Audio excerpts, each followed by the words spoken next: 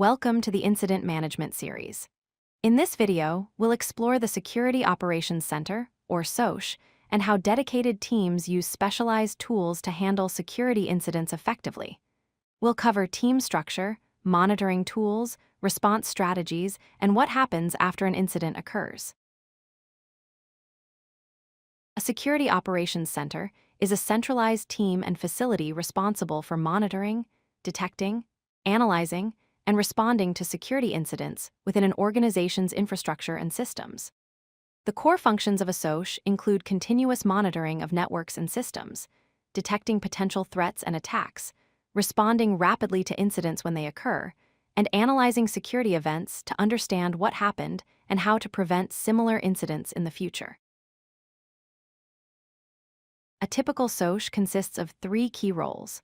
The SOC manager oversees all operations and strategy, handles staffing decisions, manages budgets, and escalates critical issues to senior leadership. Security analysts are responsible for detecting threats and alerts by continuously monitoring systems, analyzing logs, and triaging alerts to determine severity. Incident response engineers take the lead when a real incident occurs, conducting detailed investigations, containing the threat to prevent spread, and implementing remediation measures to restore systems to normal operation. To effectively monitor and detect threats, SOCs use two main categories of tools. SIEM tools, which stands for Security Information and Event Management, aggregate and analyze logs from across the organization. Popular examples include Splunk for comprehensive log analysis, the open-source ELK stack, and ArcSight for enterprise environments. EDR and XDR tools, which stand for Endpoint Detection and Response and Extended Detection and Response, focus on protecting individual computers and networks. Tools like CrowdStrike, Microsoft Defender, and Palo Alto Networks detect malicious activity at the endpoint level and provide detailed threat intelligence. When an incident is detected, response teams use specialized tools for forensics, analysis, containment, and recovery. For forensics and analysis, volatility is a framework for analyzing system memory to uncover malicious activity. Wireshark captures and analyzes network traffic to understand attack patterns, and Velociraptor collects digital artifacts from systems. For containment and recovery, Ansible automates remediation tasks like isolating systems or applying patches. Kubernetes can isolate compromised containers and orchestrate recovery, and firewalls control network access to prevent threat spread and establish network isolation. The incident response lifecycle consists of 4 phases. Preparation is the foundation, where the team plans their response strategy, trains personnel, and ensures all tools are ready for deployment. Detection occurs when the monitoring systems alert the team to a potential incident. Containment is the critical phase where the team stops the threat from spreading and isolates affected systems. Recovery is the final phase where systems are restored, vulnerable patches are applied, and the organization learns from the incident through post-analysis. When an alert fires, the first step is to validate that it is a genuine threat and not a false positive. Security analysts review event logs, verify the attack signature, and check the source of the alert.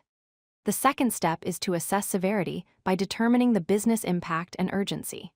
A critical severity requires immediate escalation to the incident response team, high severity needs fast response, and low severity can be tracked in a ticket system.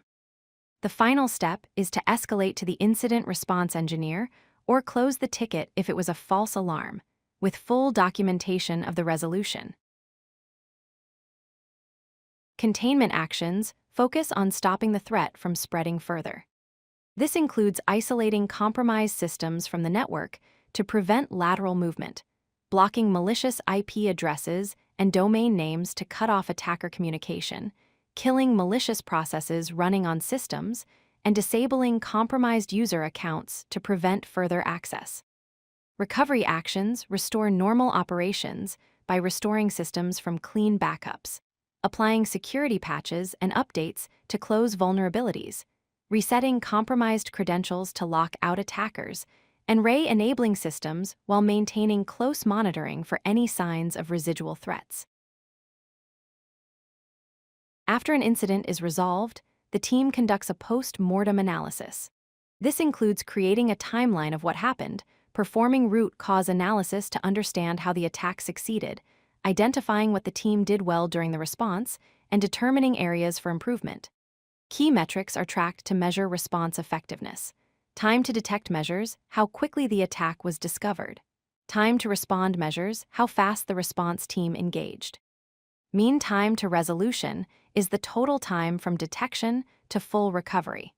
Understanding these metrics helps organizations continuously improve their incident response capabilities over time.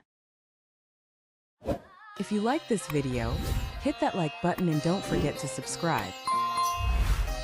Visit codelucky.com for more such useful content.